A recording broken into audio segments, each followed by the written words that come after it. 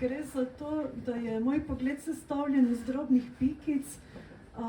Vidim celotno, se mi zdi, da vas vse vidim, hkrati pa nobenega obraza. Tudi prešteti vas ne bi mogla, ampak ste zelo lepi. V bistvu pri mojem vidu, da vidim lepo, ni pa dimenzij, kar je ključno in težko je brati, kakor je že povedal profesor Havlina. Pri branju impresionizma je nemogoče, ker tudi obrazi so zamegljeni, vse v smislu silhuet. Tako da se mi je že zgodilo, da sem pozdravila gospo, pa ni bilo odgovora, pa smisla mogoče zato, ker sem Štajerka, pa sem popravila na živjo, pa spet nič. In potem sem šla bliže in je bilo deblo drevesa.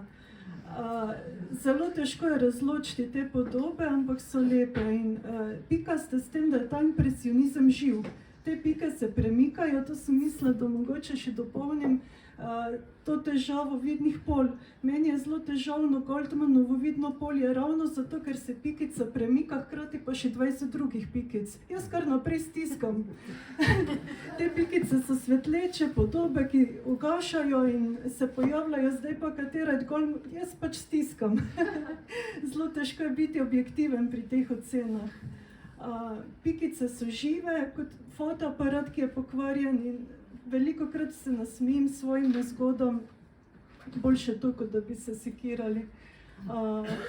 Se mi je že zgodilo, imam 3 otroke in sem bila v Škofji Loki navdušena, je bil nek dogodek, da se gledamo osličke sredi mesta, z vozičkom se približamo, joj, oslički, mi božamo tisto, ampak moj vid ni dopuščal, da bi dojela kontekst cele zgodbe. Na kar pride gospod in pravi, gospa, prosim, to je predstava ulična, zmaknite se že z odra. Tako da, zdaj, ko gledam nazaj, se nasmejem, na začetku je bilo pa kar hudo, ker ko sem zbolela v nepravem času, sred študija. Je pa res, da včasih po noči vidim bolje, ker so kontrasti, semafor je veliko bolj zelen po noči kot čez dan. Pa tudi se je že zgodilo, ne vem, kako je to mogoče, da sem možu našla parkirišče, ampak to je bilo po noči. Sam ni opazil, jaz sem pa opazila prazno mesto, drugače pa ne opazim stvari, ki so pred nosom. Kako si pa pomagate?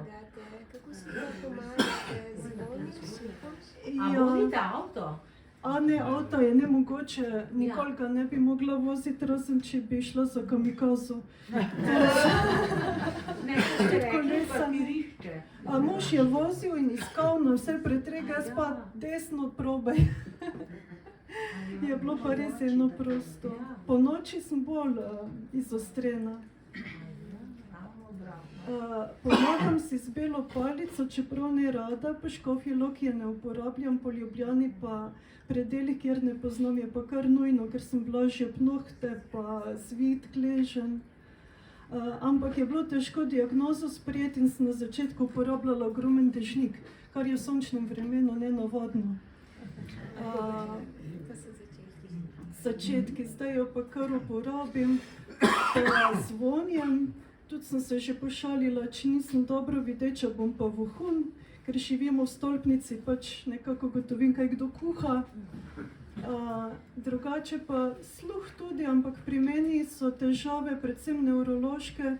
Zdaj so mi potrdili zraven tudi multiplo sklerozo in to je z 2 strani napadeno živčevje. Že leta 2005, ko sem zbolela, so si bili zdravniki neenotni takrat v Mariboru, ker so bile na možganih lezije pa vnet likvor, hkrati pa ni medrol pomagal, zato me je oftalmologinja napotila na gensko analizo, kar sem ji hvaležna.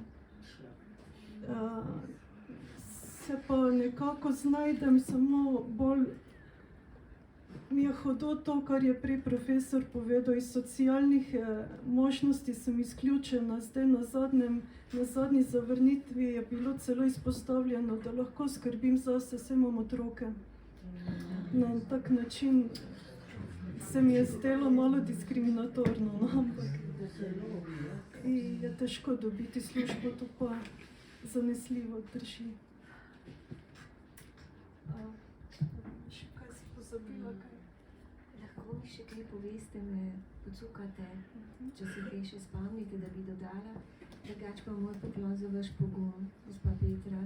Izjemna ste. Jaz vem, kako je to težko. Bravo.